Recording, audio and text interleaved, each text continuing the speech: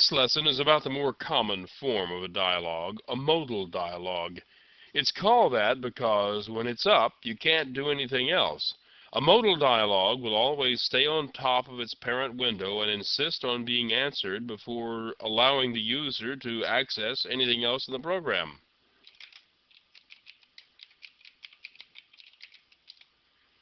This is an updated version of the Show Dialog program that allows you to start either a modal or non-modal dialog. The only real change from the program in the previous lesson that you can see right here is a new button that was added to start the modal dialog. Normally, a modal dialog is popped up to get a response, so here is one of the mechanisms for doing that. The modal dialog is created but does not display itself. In fact, if you wish, you can create a copy of it and use it over and over again.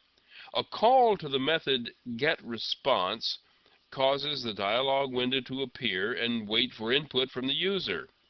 Once the user has clicked a button, the getResponse method returns with the information. In this example, it's a simple string, but it could be any kind of object containing any kind of information.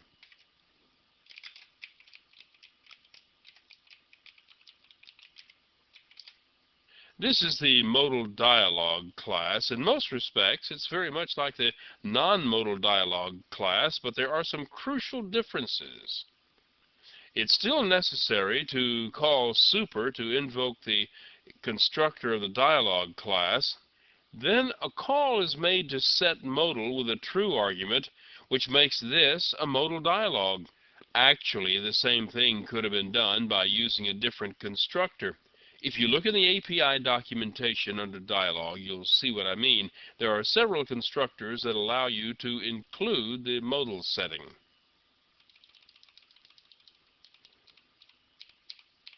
The bottom portion of the window is a panel containing 4 buttons.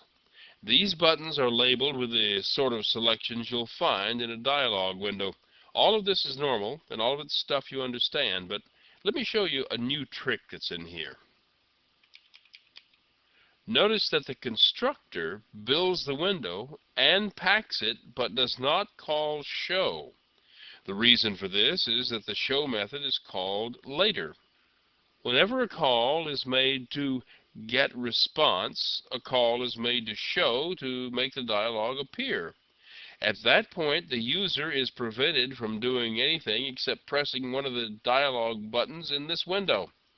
And there's something special about the show method that is different in a modal dialog.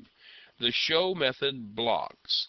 That is, it does not return until the window has been closed. You see, that's part of why this thing is modal. The rest of your program can't do a thing unless you started it running in another thread or something. The thread of the program is halted right here. When it does finally close, this method returns the response to the caller. This is the method called whenever a button is pressed. In this example, the action command string from the button is stored in the string variable named response. Next, a call is made to hide, which closes the window by undoing the work of show. Not only does this cause show to return, but this method returns the copy of the response string that it got from the button back to the original caller.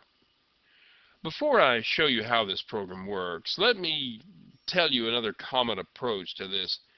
You know the frame is passed in to act as the parent of this window.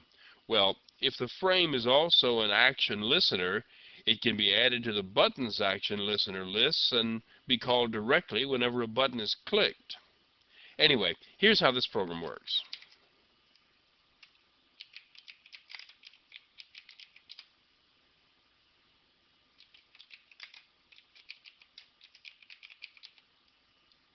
Now, this dialog prevents access to the parent window.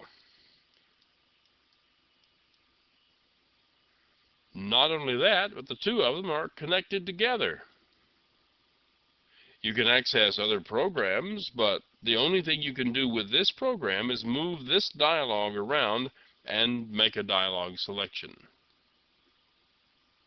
The selection closes the window, allows the method to return, and the program then prints out the name of the button you selected.